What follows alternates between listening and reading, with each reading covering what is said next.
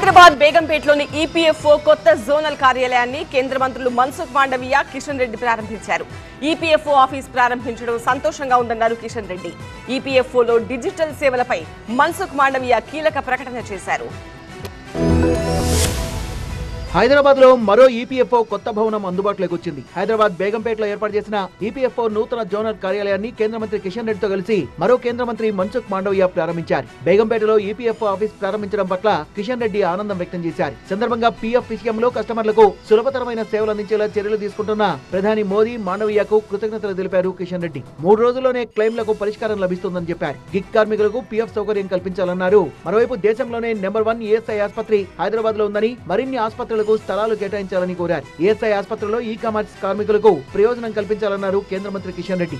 EPF కు సంబంధించినటువంటి సమస్యలు ఉంటాయో ఆ సమస్యలు పరిష్కారం చేయడం కానీ, సప్లైకి సంబంధించినటువంటి క్లెయిమ్స్ ఏవైతే ఉంటాయో అవి 3 రోజుల లోపల చేయాలని చెప్పి నరేంద్ర మోడీ గారు ఆదేశించడం జరిగింది. కార్మికులకు సేవలందించే ఈపీఎఫ్ఓ దేవాలయమే అన్నారు కేంద్ర కార్మిక శాఖ మంత్రి మన్సుఖ్ మాండవీయ. దేవాలయం ద్వారా కార్మికుల సమస్యల్ని పరిష్కరించడంలో మరింత ముందుకు వెళ్లాలని అధికారులకు సూచించారు.